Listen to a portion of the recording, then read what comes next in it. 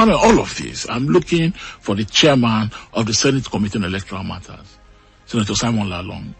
He's absent. He was again absent yesterday. When this ad hoc committee was set up, I thought that he would be chairman of it. He's the one that is the custodian of the Senate's work on electoral reforms. Senator Simon Lalong is not at the Senate.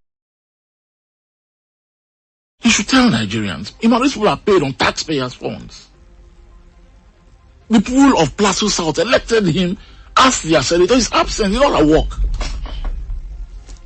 And nobody's asking questions about where Senator Simon Lalong is. He was absent again yesterday. And the Senate President can't even tell senators where he is.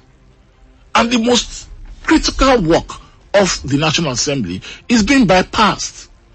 Now the Senate President had to resort to improvisation, because the Senate seemed not to be able to discuss this matter.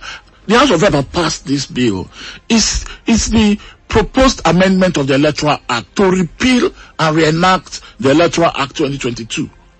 So this is the bill to repeal the Electoral Act and Reenactment Bill of 2025. We're already in 2026.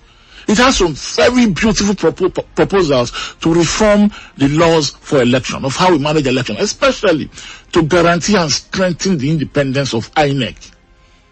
INEC, which is an institution that is electoral umpire, but which is always at a loss during and after elections because it is hamstrung by the laws.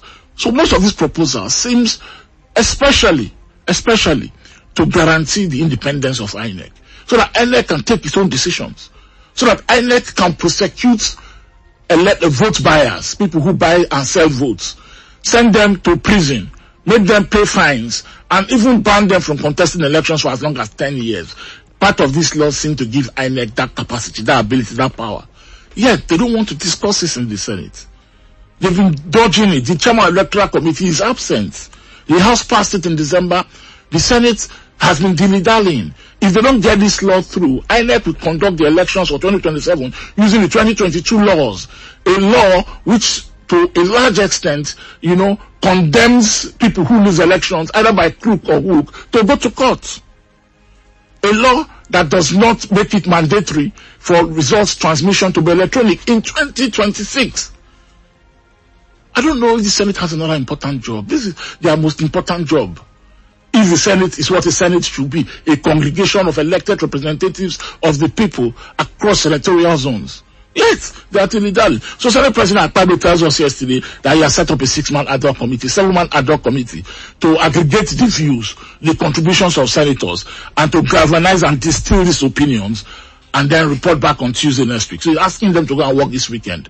6 senators. The chairman of the committee of this is an ad hoc committee is Senator Niyi Adegbemire. Is the chairman of the Senate Committee on Judiciary, Human Rights and Legal Matters. So he's now the ad hoc chair, and he has other members: Adamu Walero, Aminu Tambowa, Adams Oshomole, Danjuma Goje, Tony Nwoye, and Titus Zam. I think it's also representative of the political zones, not by alphabetical order in this case. So he said they should go and sit, and that by next Tuesday, when the Senate convenes, they should submit a report. I think it's another dilly-dallying. INEC is also in one corner, waiting, knowing that the 2022 law, the Electoral Act 2022, is not